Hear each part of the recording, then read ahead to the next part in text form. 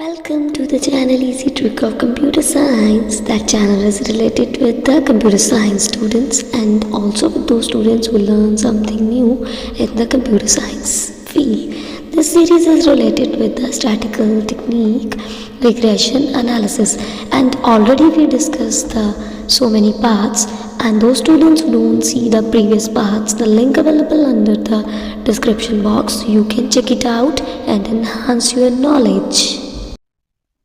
This is the second numerical of the regression coefficient with the different conditions available under the statement, and that is the very important aspect of the regression analysis when the statements given into with the conditions with the variations of the different things.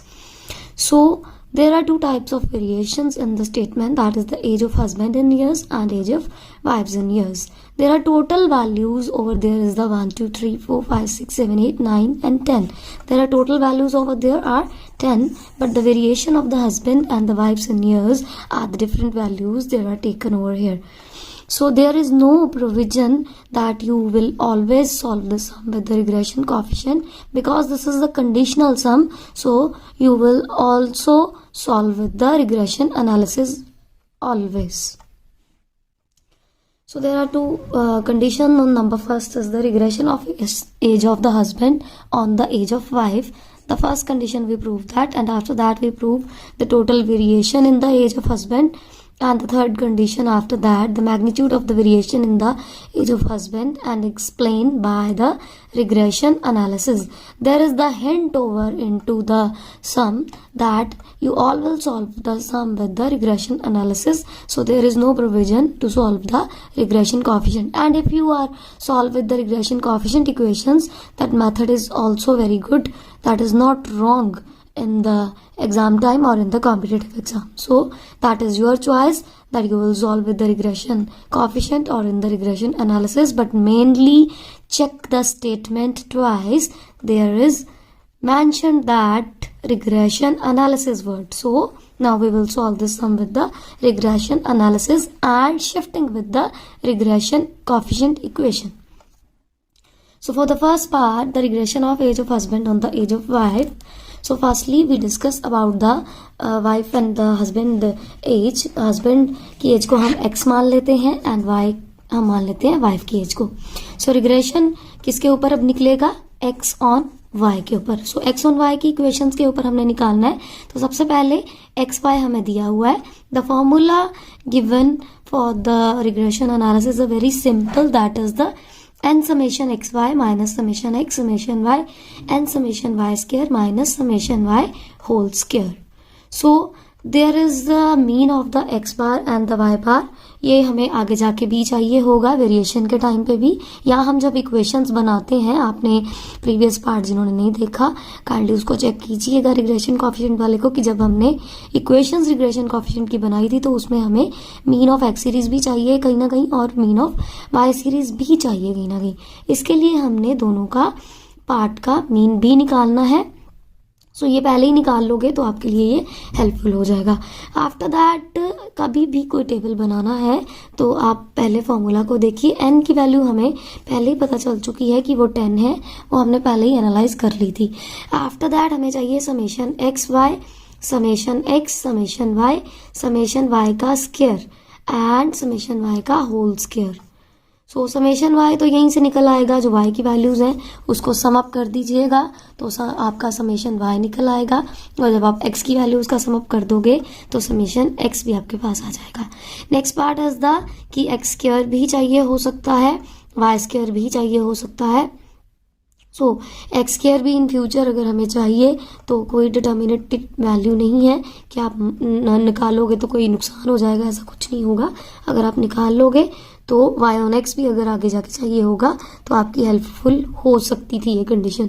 सो पहले हमने x square निकाला है, then y square and फिर x Y इन दोनों का multiple. So statement में हमें जो दिया गया था उसके फॉर्मूला के अकॉर्डिंग टू हमें चाहिए समेशन वाई स्क्वायर. ये वाई स्क्वायर का सम अप है 3554.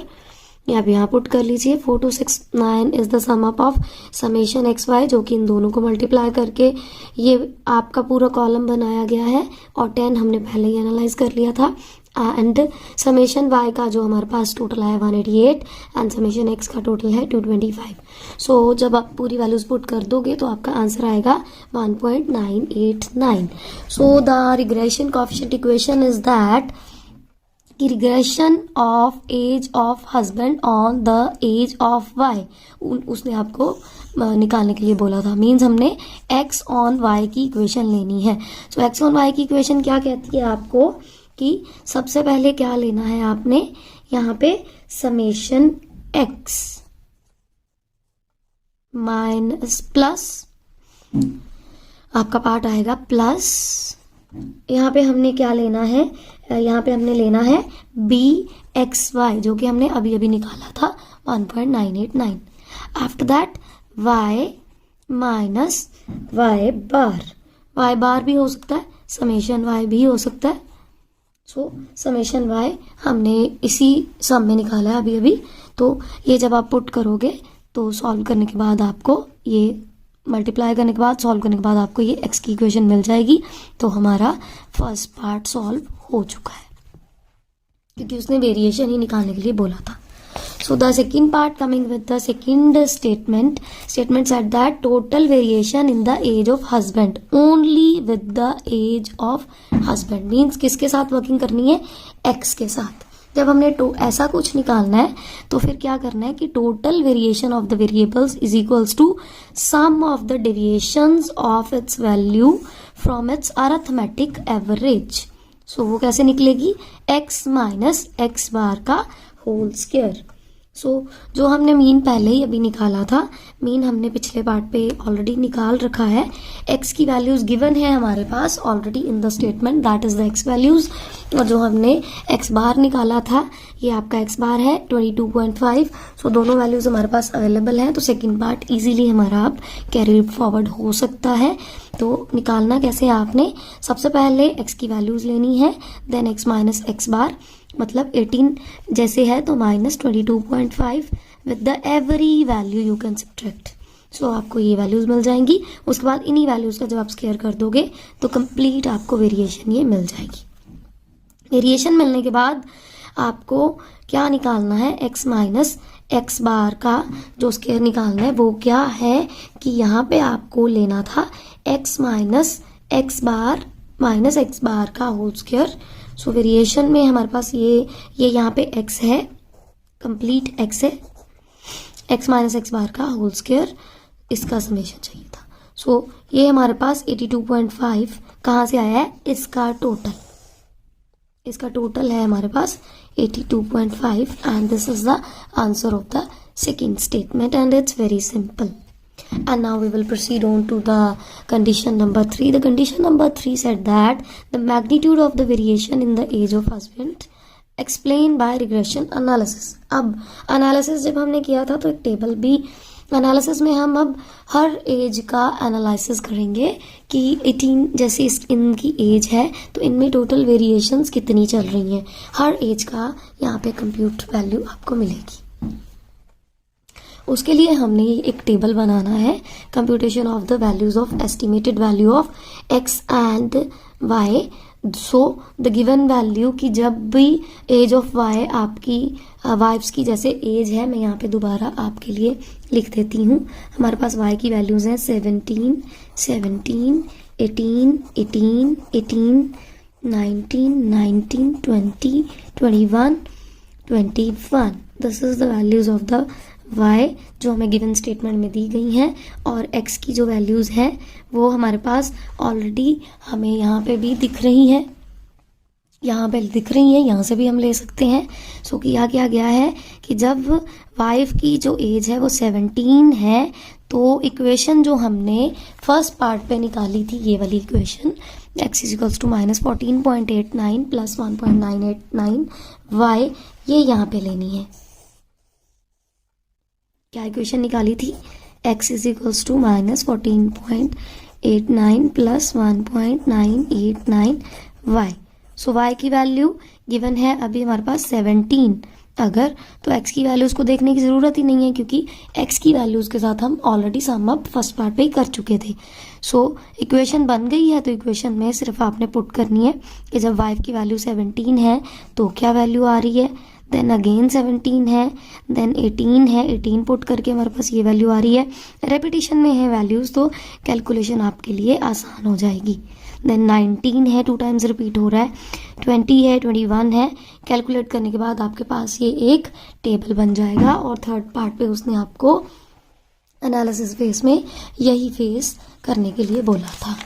उसके बाद जो हमारे पास वैल्यूज़ का टेबल बन जाएगा, टेबल बनने के बाद देखिए, टेबल बनने के बाद जो वैल्यूज़ आएंगी हमारे पास, जो अभी हमने बनाई है एक्स एस्टीमेट की वैल्यूज़, वो वैल्यू सारी ले लेनी है।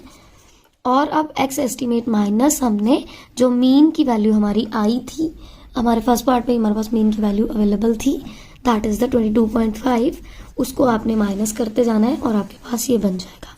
After that you will square that values, और स्केयर करने के बाद इसका सम अप निकालोगे तो सम अप आपके पास आएगा 77.606, जो कि आपको यहाँ पे लिखा गया है। सो मैग्नीट्यूड क्या निकलेगा, variation in the age of husband using the regression analysis is 77.606।